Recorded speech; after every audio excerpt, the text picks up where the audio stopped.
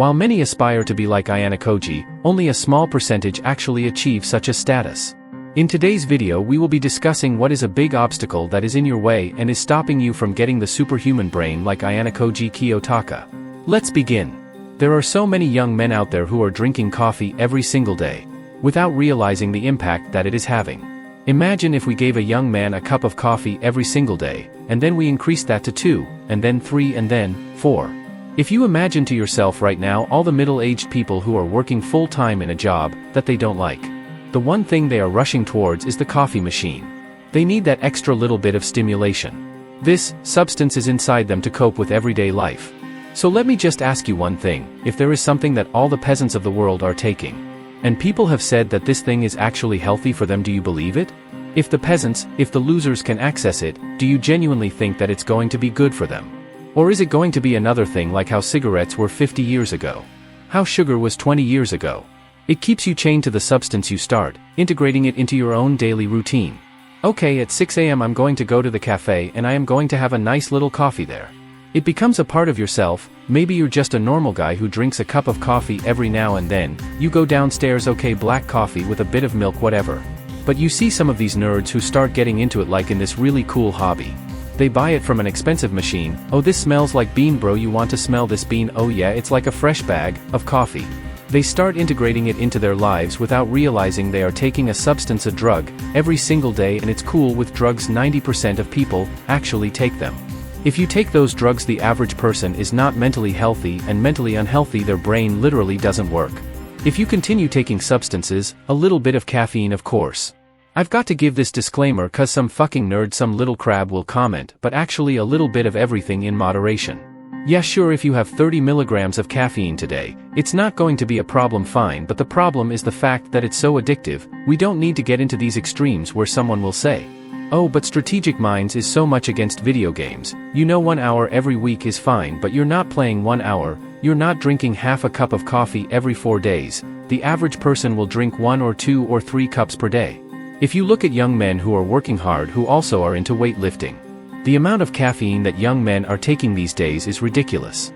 They are having multiple cups of coffee in the morning for their studies or for work, and then, when they go to the gym, they are having pre-workout disgusting energy drinks, and look at the back of the can of nutrition.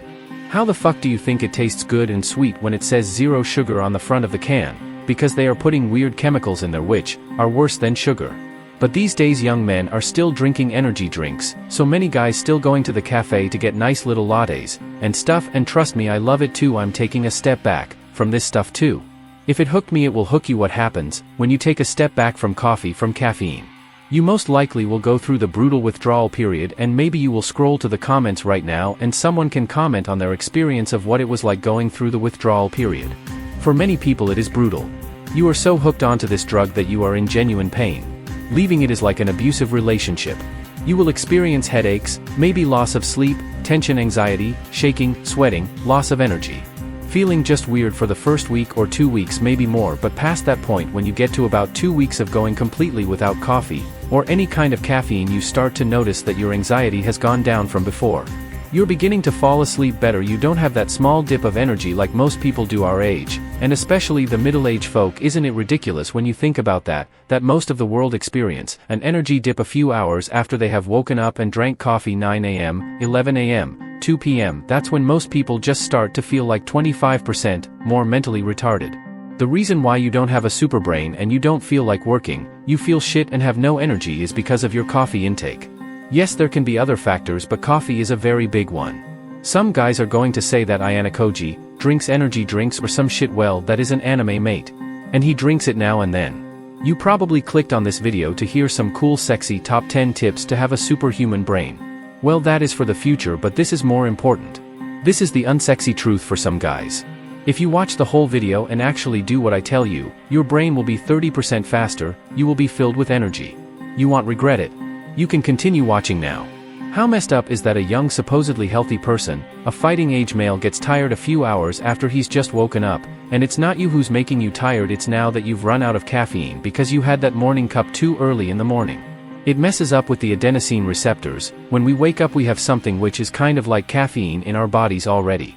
But when you drink a cup of coffee, what you're doing is you're not even getting much of the caffeine boost, but you're just setting your future self in a few hours to experience an energy dip. And still, one of the first things that many people do is they will wake up, go to the kettle, and make a cup of coffee like instantly.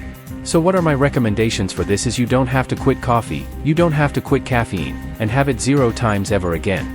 But maybe you just don't want it in your normal life. The best way so far to manage this is that in your normal routine, your everyday life at home, you do not have any coffee at all, including for your workouts. And if that's hurting you right now, and you're thinking, oh yeah, I am probably not going to follow this advice, you realize you have an addiction, which right now seems like it's serving you because your workout today will be better. But that's what a loser thinking about your workout today is going to be better. Think about your workout 3 months from now, and then every workout after that it's going to be better if you quit caffeine. Your life might be worse today when you quit any of these bad habits that we always talk about, but it gets better in the long run, you know this. Day 1 of quitting and going through that negative period has to start at some point. You could start day 1 today, or you could start 7 months from now, and just delay your progress by 7 months. Don't have it as part of your normal schedule, but every now and then when you're doing something a bit different, that's when you can have it. That means, for example, you're taking a trip and you're going on holiday, you're flying over to Italy and you're in a cafe there having the coffee 100% and enjoying it. This is the exact same advice that I will give you for sugar or alcohol, for any of these bad habits. They should never ever be part of your normal routine when you're basically in this hard work grind mode at home, this monk mode, this dopamine detox. At home you should be as sober as possible during this time.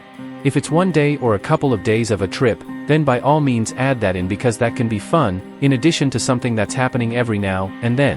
You do not want to be the kind of person who has that in their normal routine. The same with video games, the same with junk food, the same with any of these bad habits. Do not allow it to infiltrate your normal day-to-day life, because that's when you get those massive problems. And as much as some of these guys want to cope, in the comments, these losers, these crabs, and say like, oh, but this is too extreme, guys, you know you shouldn't listen to Strategic Mind's advice.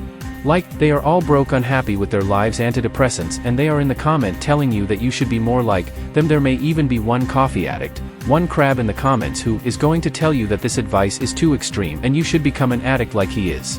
He has the exact same withdrawal experience as any kind of drug addict, and he is telling you, come on, come be like me, don't be like these sober guys, who are becoming better every day. Come be like me, come on, let's go, take more substances together, come on, it's only 1 coffee a day, bro, it's only 1 hour of video games.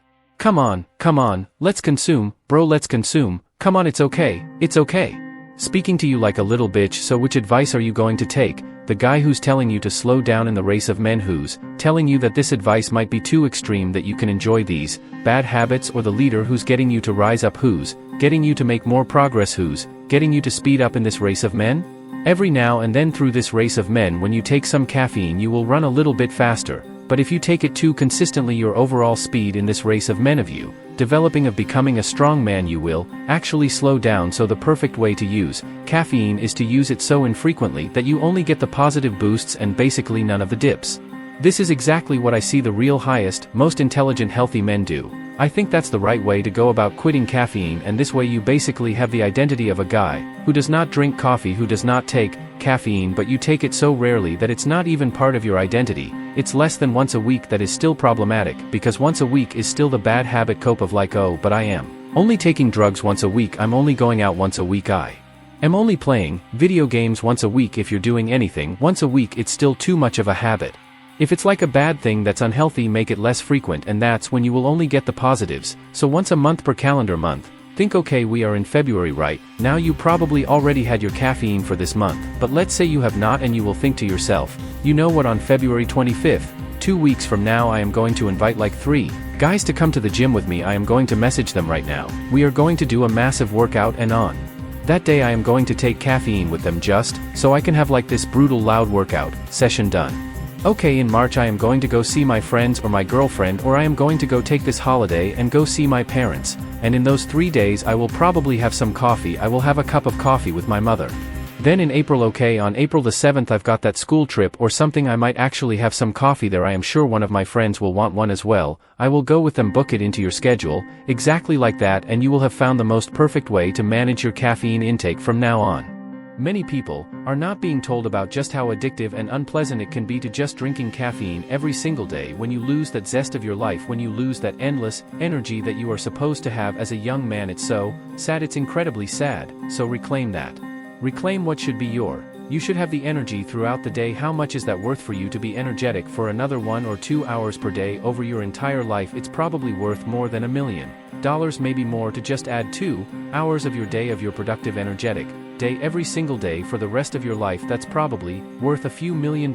You get that boost if you stop doing this bad habit now and you manage it for the rest of your life. It took me hours to script and make this video. I would appreciate it if you subscribe to my channel and give this video a like, so I can post more valuable content like this. Share this video to as many people as possible, especially to coffee addicts, so they can improve their lives too. I will be there for you.